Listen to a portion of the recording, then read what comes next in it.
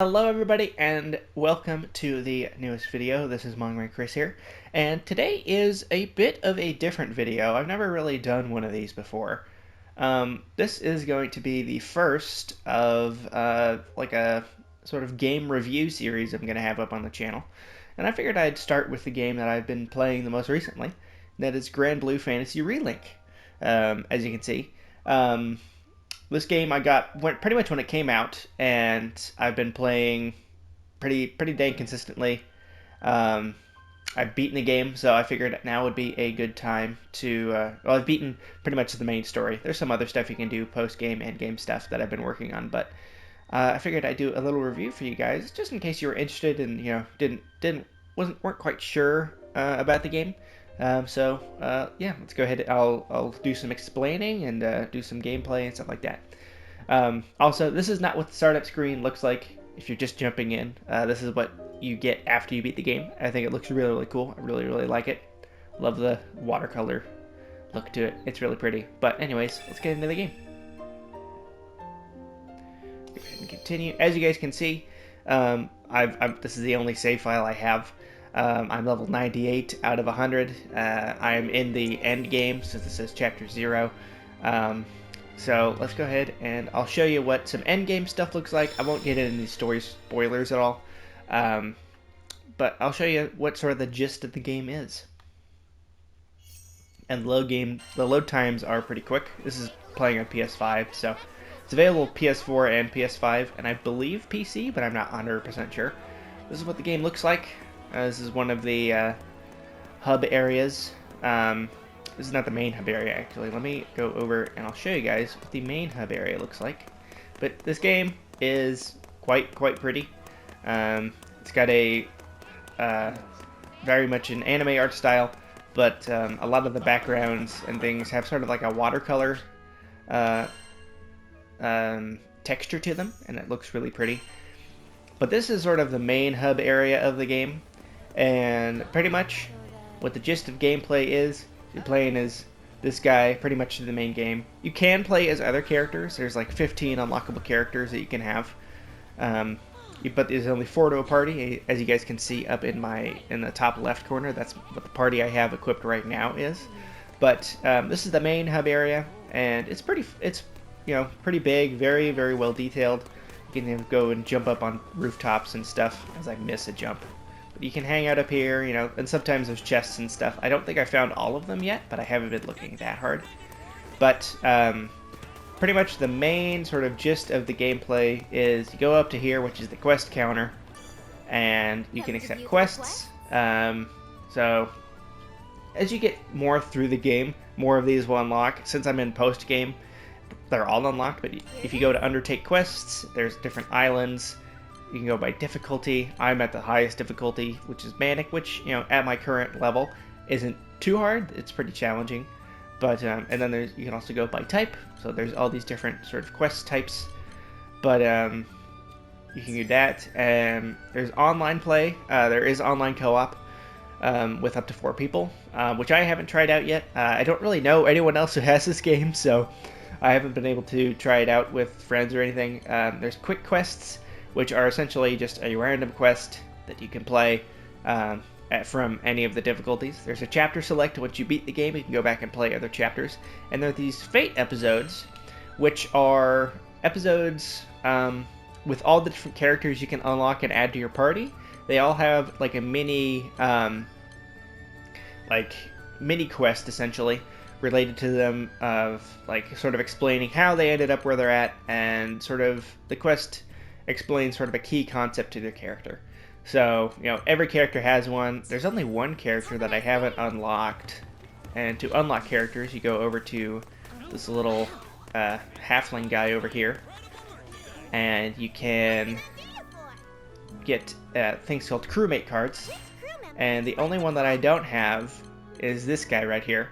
I've unlocked all the other ones, but the only reason I didn't unlock him is the little green circle next to his little sprite. It tells what element he's affiliated with. That's wind. The main character is a wind type character, so I figured I didn't quite need him. But that's pretty much the gist of the game. I won't get into the story spoilers because the story is quite fun. I very, very much enjoyed it, and now I think we'll probably get into some gameplay so I can show you guys the gist of the gameplay. So I'm gonna take quests. I'll do this one to show you how quick you can beat a boss in the post game once you're fully leveled up. So this boss, when you first unlock it as a quest, is kind of difficult when you're like just starting out. This is the first quest that you can play, and I'll show you how quick you can clear it once you're level almost 100.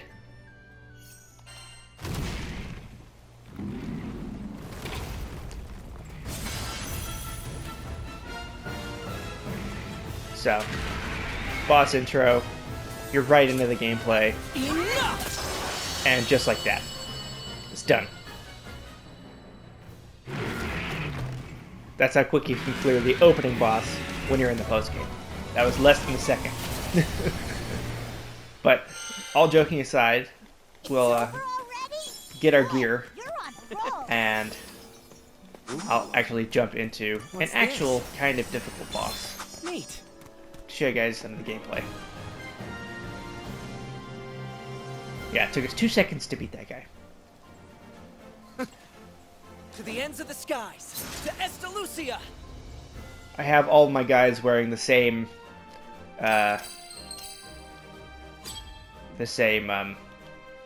camo.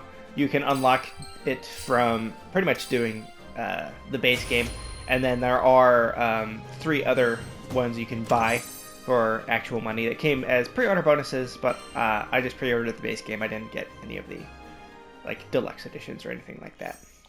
But I'll get into an actual quest now to show off the gameplay, and it is quite fun. So let's do a boss, and I'll go to one of the, not the hardest difficulty, but let's do extreme. Let's do, let's see.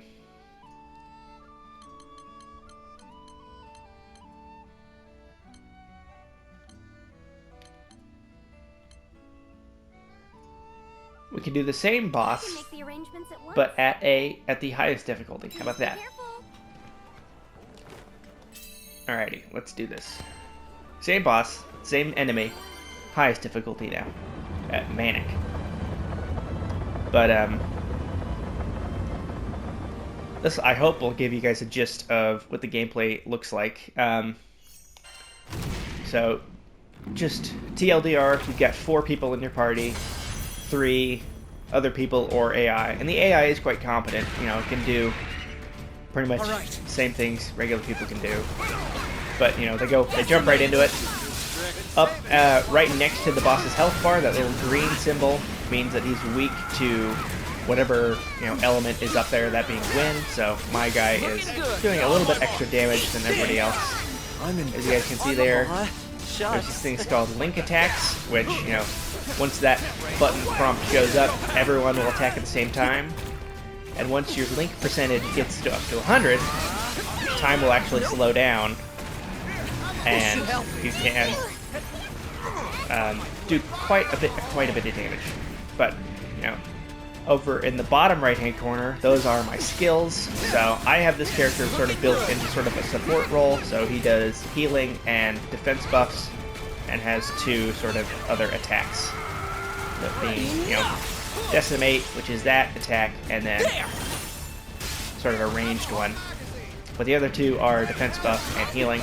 And I just sort of have the other members of my party kind of optimized. Not very well, but, you know, I've got them doing, you know, number big, funny number. That's pretty much my mentality for this, is the bigger the number, the better. I don't really care. But you can get really into it and be like, okay, I want this guy to be able to do this, and not do this, so that other characters can do this. You guys can see, you know, link attacks happen fairly often, so we're already at 60% on the timer. If I had one gripe, is that the lock-on is a little finicky at times. So I was trying to lock on to him, but, you know, it's locked onto his hand, which, you know, isn't terrible, but it moves around very easily because you use the right or the left stick to move the lock-on beacon, and it will just move around as you're trying to look around. So I usually play with it not on, unless it's like a boss that's the size of a person, you know? Hey, kudos! I shall expose their every flaw. Do you feel we could improve our synergy? Don't do anything rash. Okay, Got it. so now that the boss is in overdrive mode, that little bar will fill up and then he gets into overdrive, and then it will slowly deplete itself as you guys do damage and as time goes on, so that you know, you do less damage when he's in overdrive mode, and you sort of have to just either stay on your feet or be conscious of his attacks. And, you know, dodge, either, you know, dodge or sprint. He will sort of tire himself out at times. As you can see, it's starting to go down. In the bottom left corner, that's your healing items, so that's fairly self-explanatory. These attacks are essentially like your ultimates, and you can chain them together to do a really big chain attack. Once everyone does their sort of ultimate attack, it'll do one big attack with all four of you guys combined. Battle is ours. And each character has a unique ultimate, so. Shine as one! Prominent flare! Good hustle, people. Now that's teamwork. Fight is one. So yeah, burst attacks do a lot of damage, and you know, sometimes it's 3 characters, sometimes it's 2 characters if you don't have things timed right, or you know, whatever the scenario. You can have them set up to automatically do it, or to do it where you put in the button command. But you can see, now that he's in break mode, once overdrive is done, he's doing a lot more damage. And this is what Link time looks like. It's when your Link hits 100%, and then everyone attacks at the same time, and time's slowed. So you can do a lot more damage, and your skills recharge faster. So. Now, granted, not all the bosses are like this, but I figured it'd be kind of funny to show what the first boss is in endgame and what the same boss is at, you know, the highest difficulty.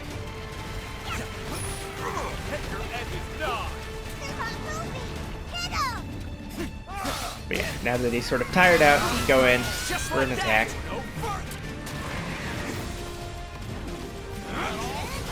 But, you know, your party members are fairly confident when they're in AI form. You know, obviously when it's, you know, playing other people, they're other people, but you could turn the main character totally into a guy who only does buffs and debuffs and play really passively, and the other characters will, you know, handle him quite handily.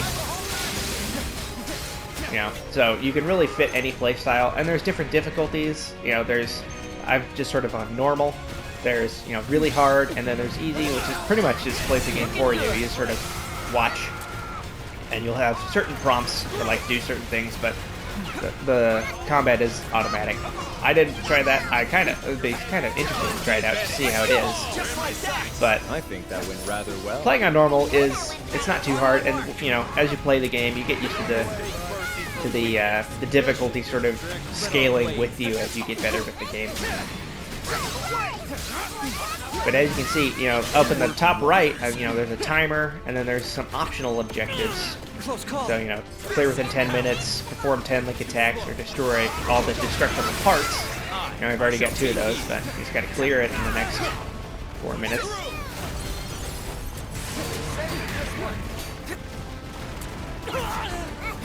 My character has a fairly substantial health pool, so that's why I'm not too worried about tanking a couple hits here and there. So I'm playing a little bit sloppy, but it's a bit hard to play in your A game when you're recording, so at least for me.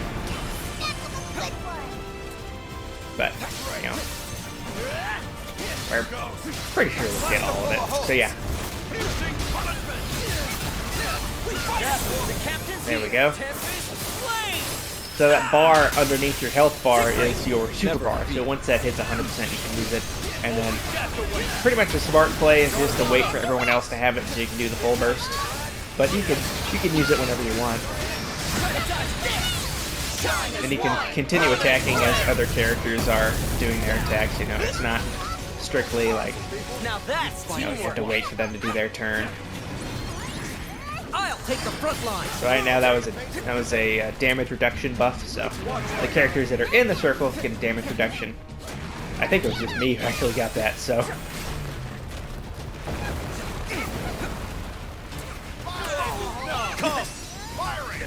And if you stay in the circle on the ground, you can do anything. And we're already in league time again. And we're broke. So, do a lot of damage now.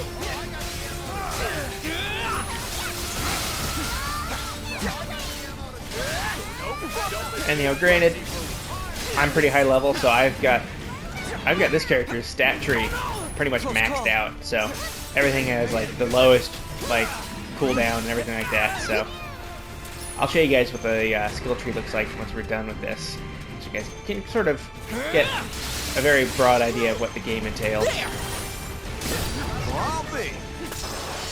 There we go, and we beat him. Pretty sure we did it in 10 minutes, so should get all of the goodies.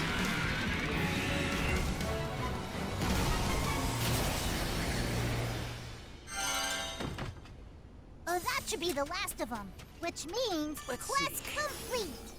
Yep, now that the quest is done, you get all your goodies. Fine. Let's see. And the quests are pretty varied. It's defeating bosses, or doing like a horde-based mode, or defending an objective. Some of them are just sort of walking around to try to find things, or they're playing bosses from the actual story itself, which are pretty fun because some of the bosses in the story are pretty challenging. And you get to high enough level, you can totally wipe the floor with them. It's pretty fun. But like I said, I'm not going to get into story stuff because I don't want to spoil it, because the story is pretty good in my opinion. But as you guys can see, we beat it in pretty much 7 minutes, and not at the greatest amount, but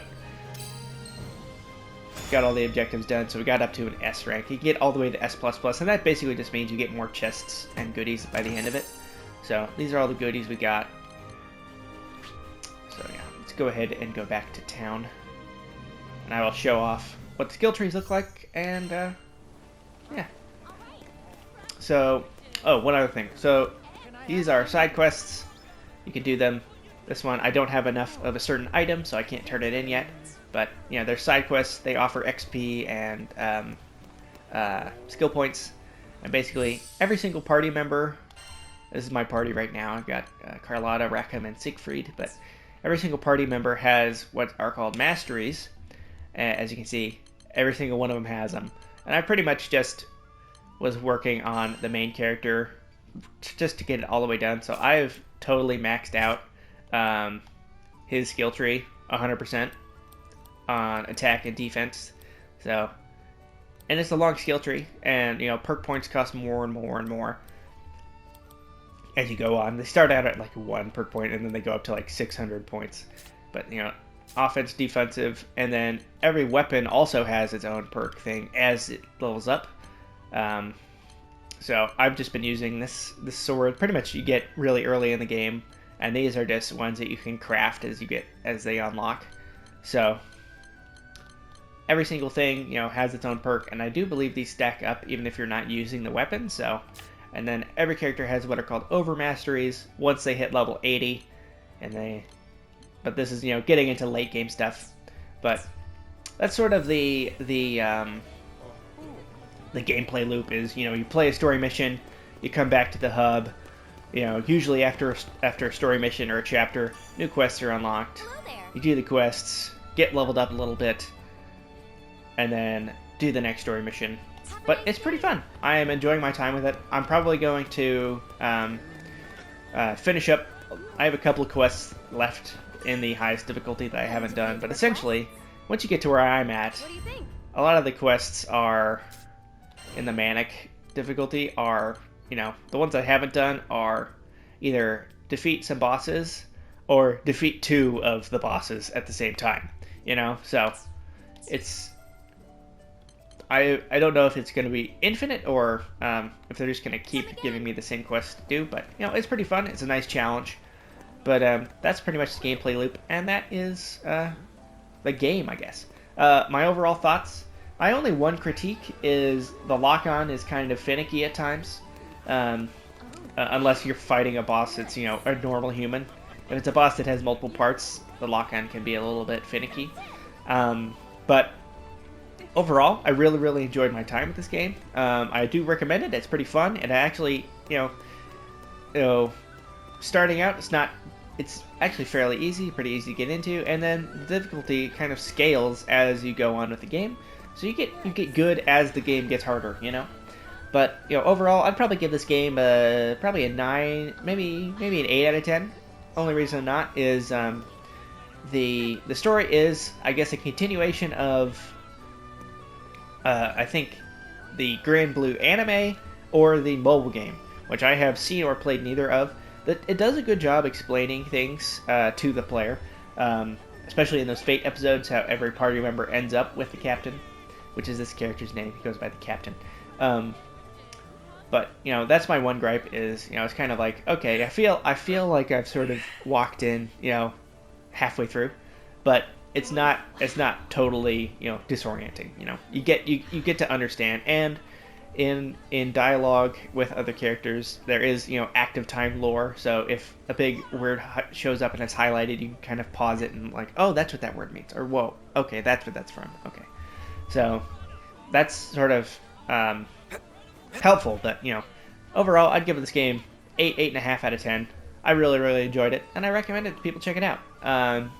Let me know if this format of review is enjoyable or not. It's kind of an experimental video, but anyways, I hope you guys enjoyed the video, and leave your thoughts down in the comments. Let me know if you guys want me to do a full playthrough of the game. I can easily, you know, jump in a new save and do a playthrough of the game. It's very fun, and I would not be opposed to doing so. But let me know in the comments, and I hope you guys liked the video. Don't forget to like, comment, subscribe, share, all that fun stuff. And I will see you in the next video. Bye-bye!